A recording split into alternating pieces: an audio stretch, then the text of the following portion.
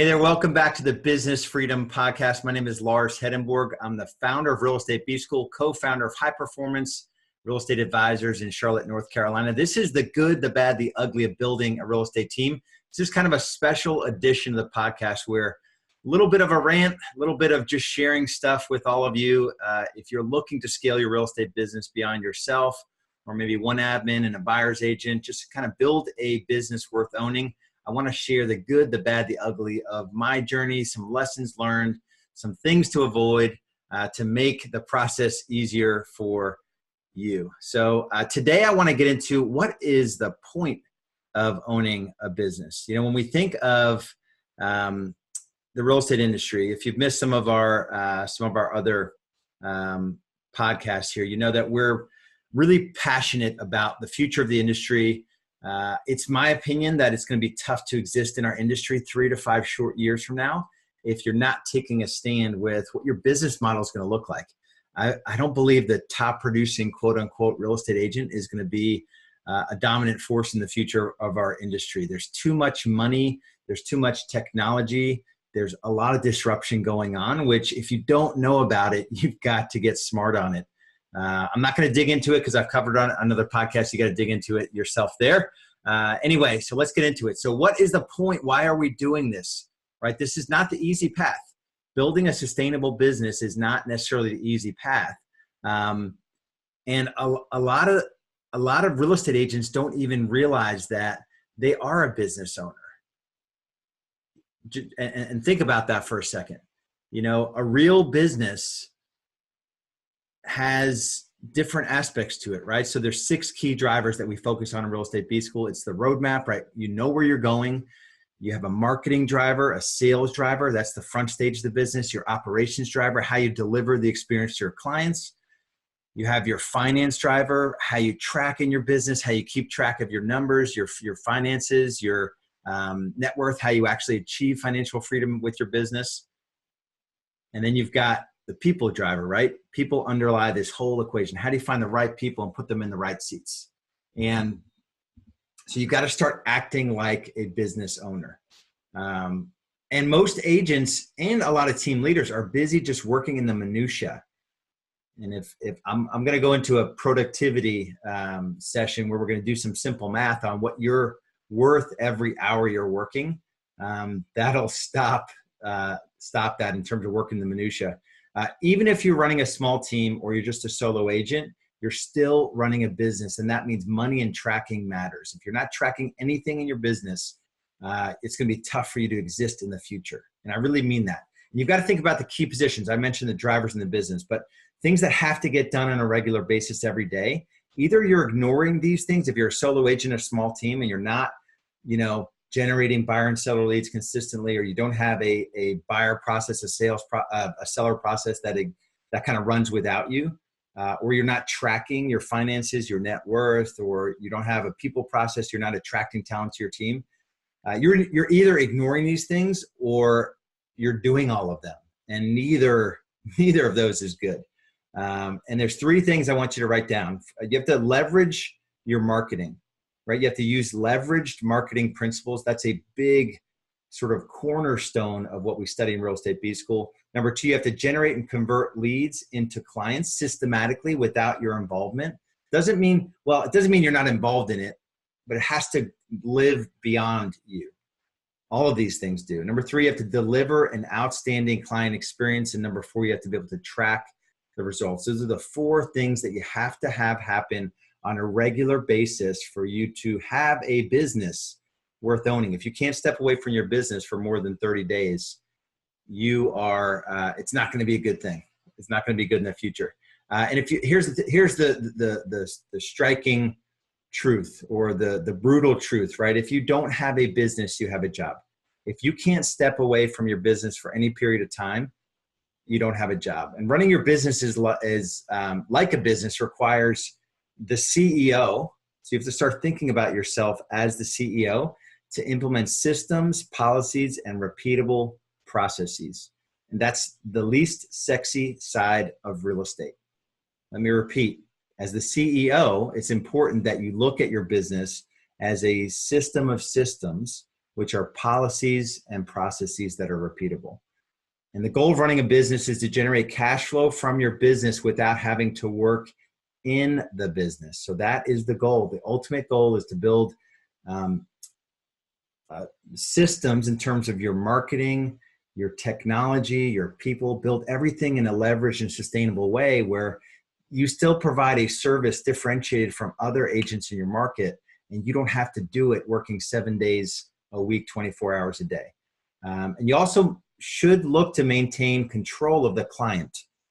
And that's the biggest differentiator with a high performance real estate team and a traditional team or a brokerage. You know, you're looking to maintain control of the client experience and delivery of value, as well as the lifetime value of your client. And too many agents get caught in the trap of trying to be Superman or Superwoman.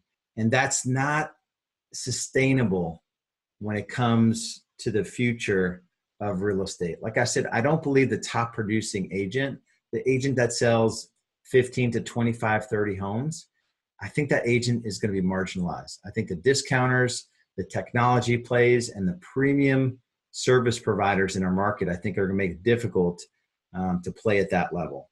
If you try to do everything yourself in your business, first of all, number one, you'll limit your income because you're doing activities that are below your pay grade. Number two, you will burn yourself out because you're running contract to closing, you're running the marketing, you're going on every buyer consult, you're showing every property, you're going on every listing appointment, right? You're doing seller price reductions, you're having difficult conversations with overpriced listings or difficult closings you're having to jump into and put those fires out. So you can't do everything in your business. And I want to talk for a second about the outcome of a business. So this started as what's the point of all this? What's the point of doing this, of building a sustainable business, of building something that runs without you? You know, it needs you, but it can run without you. The outcome of business is to create and I want you to write this down, it's to create a sustainable system that allows you to consistently increase the quality of your life and the lives of people you serve. Sustainable system consistently increases the quality of your life and the lives of the people you serve. And the people you serve are your team members and your clients. And this will lead to time and money freedom as well as fulfillment. A lot of folks are trapped in their businesses, team leaders, right? If you make this a sustainable system or a system of systems, you can have that time and money freedom and fulfillment. And the challenge is most real estate agents and team leaders are on the transaction treadmill and they can't slow it down because they have a lifestyle they want to support and they can't step off of it because it's going too fast. And they haven't built it on a desired outcome. When I started in real estate in 2007, 2008, I knew exactly what I was building. I didn't know exactly how I was going to get there in the pieces, and I made a ton of mistakes. Generally, though, I knew that I knew I had to bring in high quality buyers and seller leads to get busy enough to be able to hire an admin, to be able to hire buyer agents, right? To be able to go on listing appointments, to get more higher quality buyer leads, to hire more buyer agents, to have a couple of those step in as listing partners, to hire my second admin, to hire more buyer agents, you know, so all of this sort of, it goes together. But I knew I was building a business that had a life of its own. You must serve your clients in a unique and special way and consistently give them what they want and need. Our industry is not known for being revered by clients. The level of service and the expertise and professionalism in our industry is really, really low. On the one hand, that's really, really good because it allows us to step in and build something better and different. And on the other hand, it's super challenging because we're in an industry that is not thought of very highly. And finally, the outcome of business is to make a profit, a huge profit, to make all of it worth it. So there is no easy path in real estate. So you'll hear me say that a lot. Being a solo agent, working for a discounter like Redfin, maybe you're the guy that's going to be the technology play where you go to a website and you can do everything as a buyer or seller via technology. That's a hard path. Working for Redfin is a hard path.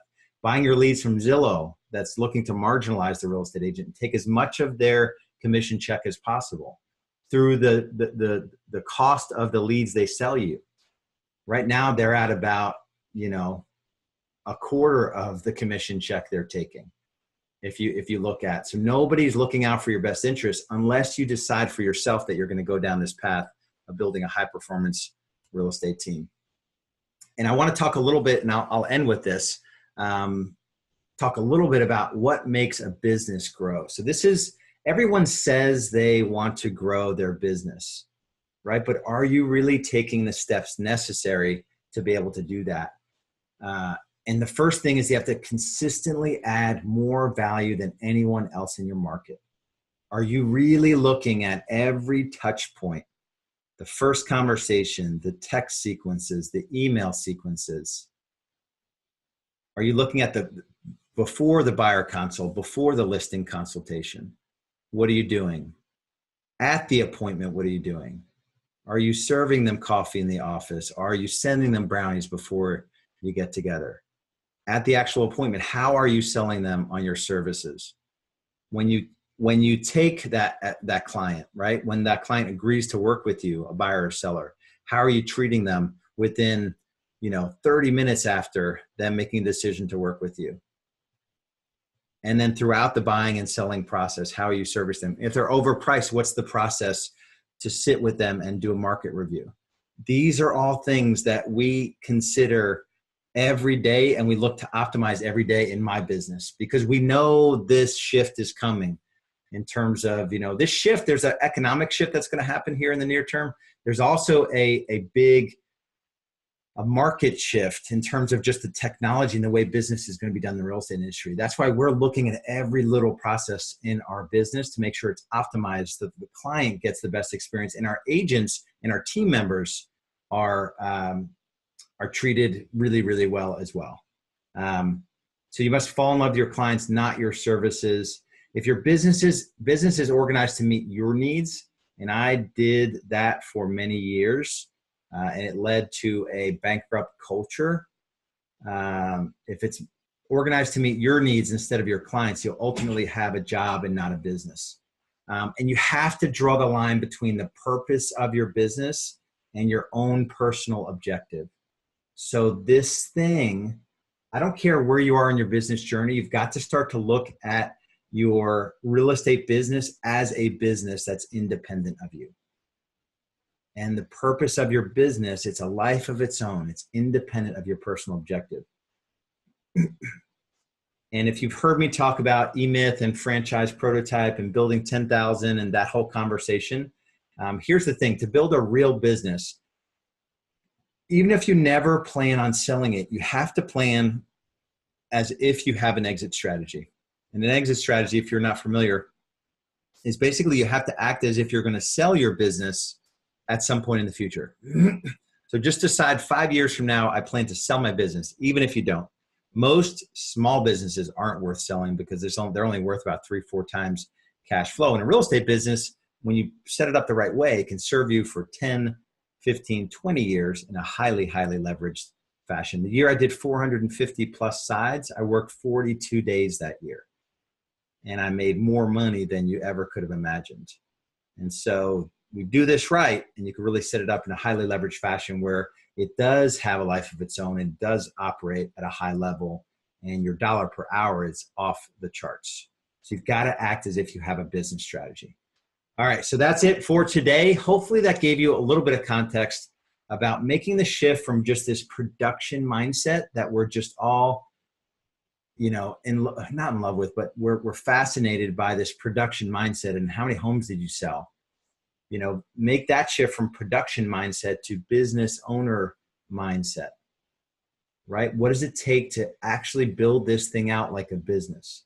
If you have any questions whatsoever, make sure you connect with us. Be happy to jump on the phone with you and talk about your business and just go through a simple business growth assessment to see if this is the right move for you. And this is not for everybody. Growing your real estate business isn't for everybody, but if it's for you, be happy to help you with that. We'll talk to you soon.